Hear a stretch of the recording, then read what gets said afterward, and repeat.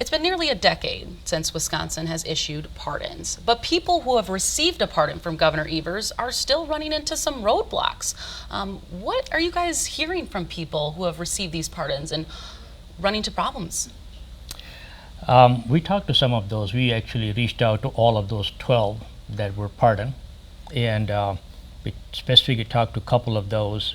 One of the biggest things that we heard that this pardon that was given in Wisconsin was not acceptable to a guy who already moved from here to Georgia, and there were some significant issues in terms of owning the gun and that kind of stuff. So what we tried to do is, after we found out that was one of his bottlenecks, we worked with the governor's office actually to address that, and they were able to address that very quickly, so we appreciate that. What else are some problems when people get this pardon that they're running into? Well, things that we probably don't think about every day, but if they've had trouble maintaining employment, coming up with decent resumes. We help them rewrite their resumes and make them so that they're pretty, succinct and to the point about what people are looking for in today's employment market. What are the other things? Job interviewing skills, things like that. Because we both realize, and we all realize, employment is really the key to sustainability. So for us, one of the key things we really focus on is making sure that they're gainfully employed and that they can sustain that, and then we work with them on what are the other goals that they want to go after. And it's not just employment, there's many things, basic human needs. The other thing that's important is that, when you talk to the community where these people are living, sometimes they are reluctant to accept them.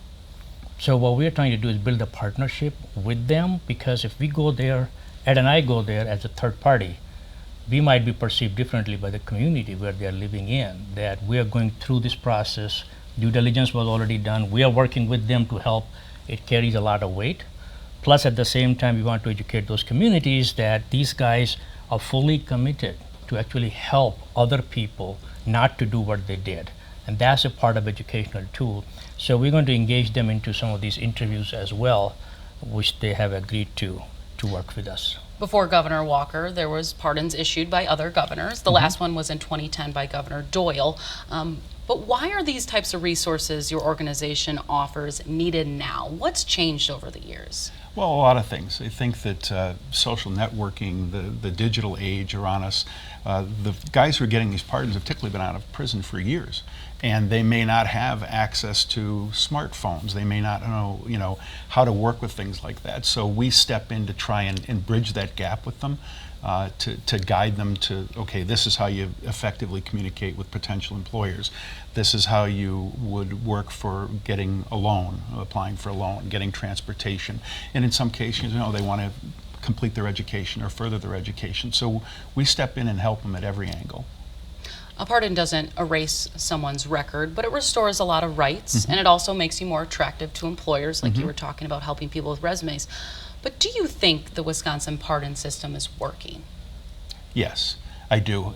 I advocated for it to be continued under Governor Walker. That was a non-starter. It's a sign of hope. It's a sign of forgiveness. It's redemption.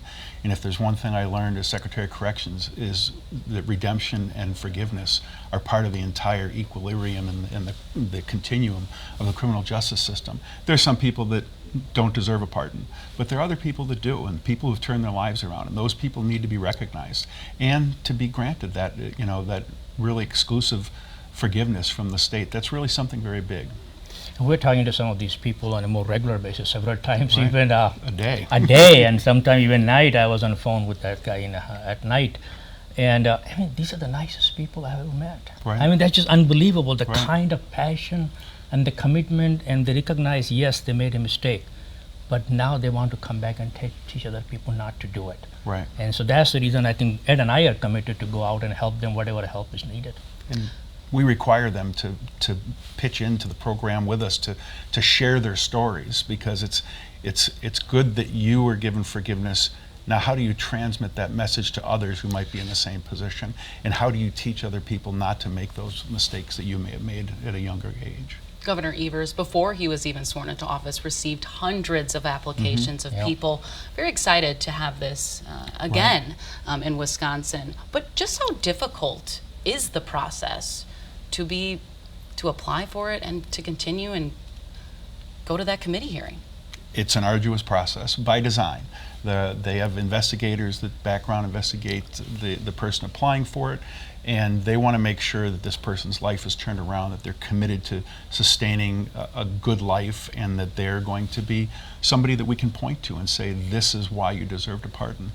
The other thing we're going to do as a part of this partnership with these pardoned citizens, we call them, is actually what are the issues that are still out there. And we're going to bring those as a partner to our elected officials both here in Wisconsin and also in Washington, D.C., and see if we can make some legislative changes to improve their lives even further.